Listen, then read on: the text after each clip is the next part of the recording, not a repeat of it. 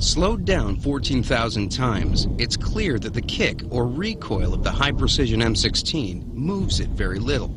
Not the AK-47. It's throwing itself around. Look at the end of the barrel. It's clearly flexing up and down. One reason for this wobbly performance is the way it works. What's happening when this is fired is, of course, the cycle rate's fairly high, and you've got a really big hunk of metal that's coming back, and it's slightly off-center. Not much, but slightly off-center. So this thing's coming back and then coming back forward, so you've got really two violent acts going on, and then if you have the round going off, you have a third violent act going on. We've set up targets at about 200 yards. It's an easy distance for a decent rifle. First up is the M16.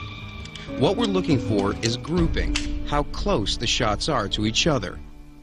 Every shot strikes close to the heart, in the kill zone.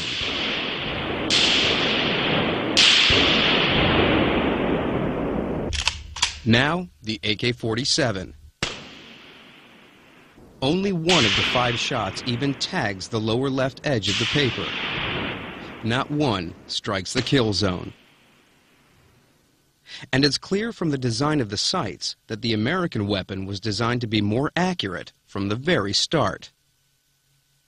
The sights are very good. You have a little peep sight here in the back, okay, which you can use for short range.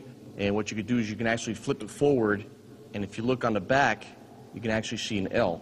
That's for long distance. In the front, you have just a post with what we call bunny ears, which flare out. And what you do is you center your post in the center of your rear sight, and you put it right on target, and you fire, and you should hit target.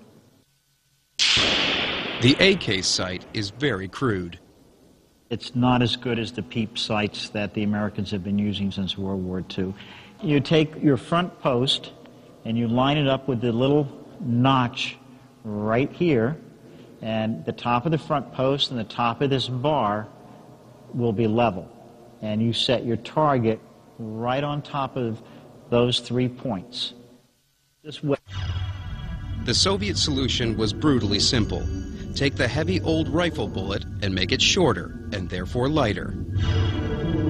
The M16 uses a smaller, slimmer bullet. With far less recoil than the AK, the M16 gun can weigh barely 2/3 as much as the AK-47. The AK-47's heavier bullet may be slower and less accurate, but its sheer power is indisputable. We've set up these cinder blocks to simulate the wall of a building in a combat zone. First, the M16. Quite impressive. And now, the AK-47. We've also simulated a jungle environment with this 8-inch block of dense pine. At 28 yards, the M16 bullet fails to penetrate. And the AK-47?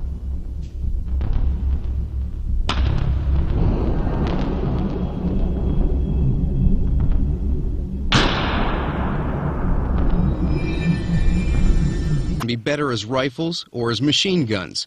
There'll always be a design trade-off. The M16 is closer to a rifle, the AK-47 a machine gun. And you can see it clearly in the fire selector switch.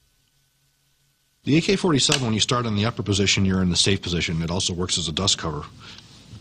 You drop down 1 notch, you're on fully automatic. Next notch is semi-automatic. This is primarily a machine gun. It's to be used on fully automatic. Where with an M16, your selector lever goes to the safe position, to the semi position, to the automatic position.